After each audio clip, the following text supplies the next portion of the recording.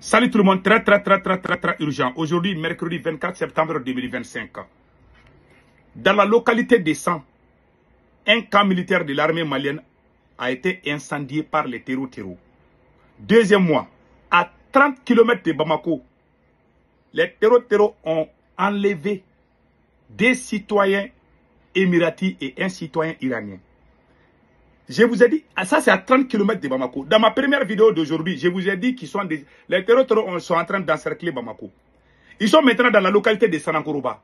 Ils sont dans la localité de Muntugula, à quelques kilomètres de l'aéroport de Bamako. Ils sont aussi actuellement à Baguineda.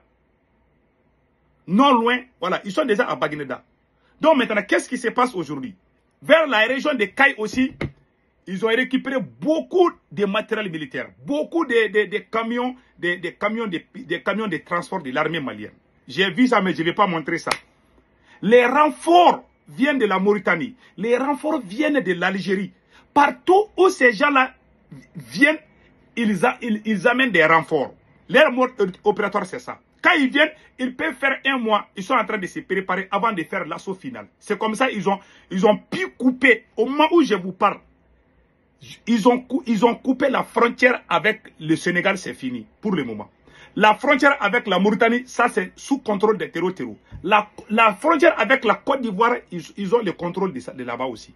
Maintenant, ils se focalisent. Ils sont dans les alentours de Bamako maintenant. Vous avez vu, je vais vous montrer une image tout de suite que vous allez voir. Ça s'est passé. Voilà. Le génie a attaqué tôt ce matin le poste de contrôle de Bénin, une localité située dans le cercle de Tomia. Regardons. Voilà, 6 h du matin. Vous avez vu? Benena. Ça c'est à Benena. Vous avez vu ça? Voilà. Ils ont fait ça aujourd'hui, c'est tôt ce matin. Voilà, ils ont fait ça ce matin à Benena. Il y a aussi des bruits partout pour l'affaire de Kabila, mais on va parler de ça. Maintenant, deux Émiratis et un citoyen iranien ont été enlevés hier à 30 km de Bamako. Un des trois, lorsque les hommes armés sont arrivés sur le lieu pour les kidnapper, des négociations seraient en cours. On a aussi appris que leur avion, ils avaient leur jet privé, quelque chose comme ça. Là. Que ça là aussi, ça a été... Les terreaux ont incendié leur avion. Parce qu'ils avaient des avions privés aussi. Voilà. Donc c'est écrit ici que ces ressortissants qui sont là-bas, c'est écrit ici, voilà. Donc à Sanankoroba, à une trentaine de kilomètres de Bamako, donc l'axe stratégique Bamako-Bougouni. Donc ces gens ont été enlevés là-bas. C'est une façon. Et moi aussi où je vous parle, il y a manque de kérosène à l'aéroport de Bamako. Les compagnies aériennes commencent à avoir peur même de venir au Mali. C'est ce qu'on vient d'apprendre. Il y a quelques avions qui viennent, mais il y a beaucoup de compagnies aériennes qui refusent d'aller à Bamako actuellement à cause de l'insécurité. Je vous ai dit, les terreaux ne sont pas loin de l'aéroport. Ces terreaux-là, il y a des grandes puissances qui sont derrière. Ils sont en train de prendre les endroits stratégiques. C'est-à-dire que tout ce qui peut faire économiquement mal au Mali, les terreaux sont en train de jouer cette stratégie. Comment vous pouvez comprendre les gens en moto? Ils sont partout. Ils sont à la frontière avec le Burkina. Et je m'excuse, à la frontière avec la Côte d'Ivoire, à la frontière avec l'Algérie, à la frontière avec la Mauritanie, à la frontière avec le Sénégal. 4 frontières sont contrôlées aujourd'hui par ces voyous. Ces bandits armés. Et pire encore, il y a une autre révélation que je vais faire aujourd'hui. Il y a plus de 500 ou 600 localités au Mali qui sont sous contrôle de ces terreaux. Plus de 500 ou 600 localités. Farabougou est déjà sous contrôle de l'un des plus grands camps militaires du Mali. À Boulkessou, dans la zone des 3 frontières, est sous contrôle des terreaux il y a plus de 4 ou 5 mois maintenant. Tous les endroits qu'ils prennent le contrôle, tous les villages, toutes les petites villes, toutes les localités qui signent des accords avec ces gens-là. Cela veut dire, chaque famille, s'il y a un garçon qui est bien bâti là, ils vont les enrôler dans leur machin là-bas.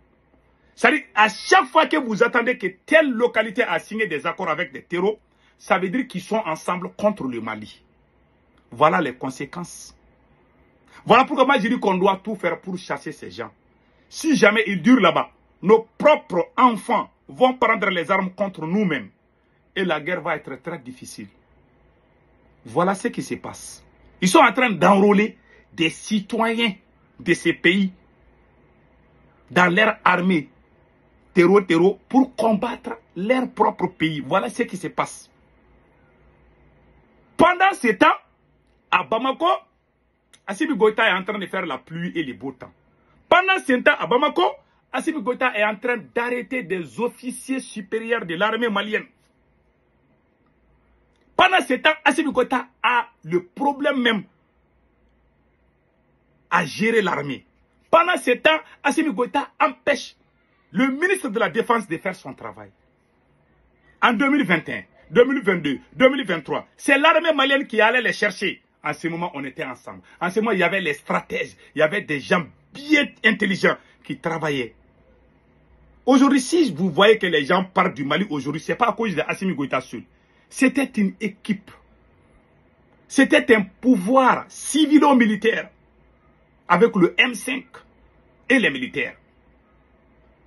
Depuis qu'ils ont trahi le côté civil et pensaient qu'eux, entre militaires, peuvent aller, non seulement ils n'ont pas la tête pour faire avancer le pays.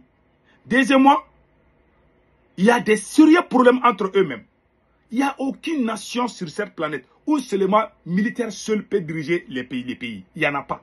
Le président est militaire. Le premier ministre est militaire. Allez-y dans tous les bureaux de Bamako. Les directeurs, tous, ce sont des militaires ou leurs proches.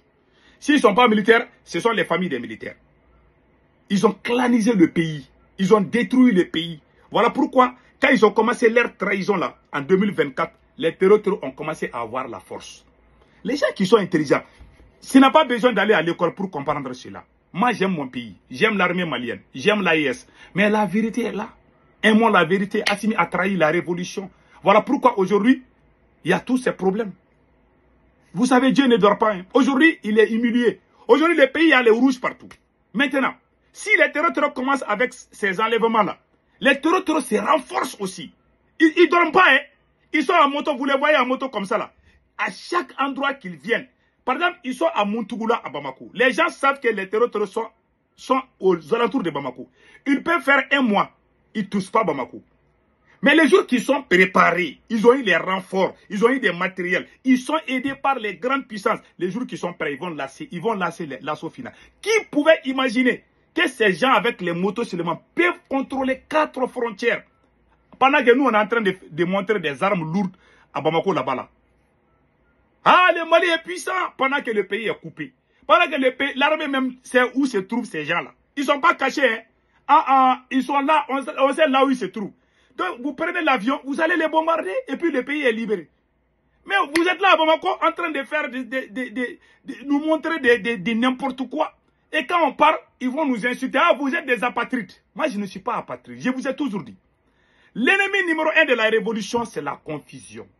Je dis ça au peuple malien, au peuple burkinabé et au peuple nigérien. Il y a un burkinabé qui m'appelait, qui dit que moi je suis devenu apatride. J'ai ri. J'ai dit pourquoi? Il dit parce que tu critiques Assimi Goïta. J'ai dit qu'est-ce que je dis sur Assimi Goïta qui est faux? Il n'a rien dit. Il dit non, qu'on ne doit pas dire toutes les vérités. Voilà un burkinabé. J'ai ces vocaux ici, mais je ne fais pas. Moi je ne fais pas ces choses-là. C'est un burkinabé qui m'a fait ça. C'est fait aujourd'hui même. Il dit, non, Sékou Tongara, on ne doit pas dire toutes les vérités. J'ai dit, quand vous avez chassé Damibala, pourquoi vous n'avez pas caché cette même vérité? Espèce de voyou. C'est ce que je lui ai répondu. Il y a des gens qui ont les cerveaux des ânes, des cerveaux des ânes. Ils ne réfléchissent pas. Ils pensent qu'on est mouton, on doit suivre comme ça. Nous sommes des intellectuels. C'est nous qui avons initié cette lutte.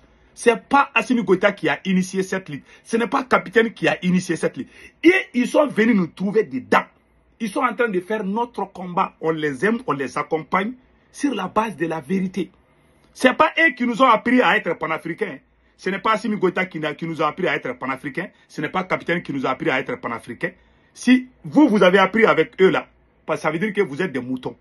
Nous étions déjà dans le combat il y a plus de 30 ans. Les gens qui sont devenus panafricains là, avec l'arrivée de ces militaires là, ils n'ont pas les mêmes idées que nous. Et ils sont devenus des moutons. Pour eux, ces militaires-là sont Dieu. Même quand ils disent qu'ils ont rencontré Dieu au Carrefour, là, ils vont croire. Moi, je ne discute pas avec des gens comme ça. Nous sommes dans ce combat. Nous n'avons rien appris avec eux. C'est eux qui sont venus nous voir et puis ils ont fait ce qu'on veut. Et on les remercie aussi. Mais s'il y a des côtés qui ne sont pas bons, on doit dire ça aussi. Cela ne veut pas dire qu'on est des ennemis. La pensée unique ne marchera jamais. Le conseil que je donne aux militaires maliens, unissez-vous et chassez Assimi Goïta.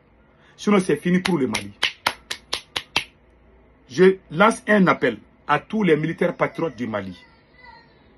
Les militaires qui veulent faire coup d'État pour nous donner à la France, que Dieu les maudisse. Les militaires qui veulent aller chasser Assimi Goïta puis aller chercher la France là, je ne suis pas avec eux. Mais les militaires qui veulent chasser Assimi Goïta et puis renforcer l'AES, je vous soutiens. Allez-y, prenez-le et chassez-le du pouvoir pour que l'AES puisse avancer. Les chiens moutons ne vont pas comprendre mon message. Il y a des gens qui sont pires que des chiens. Ils ne réfléchissent pas. Ils ont les caca dans leur tête. Ils ne vont jamais comprendre. Moi, je suis droit. Je ne suis pas flip-flappé. Ah, c'est vous qui a changé, je n'ai pas changé. Les va-et-vient là, ce sont les singes. Sinon, la montagne reste sur place. La montagne ne bouge pas où? Moi, je suis une montagne, je ne bouge pas.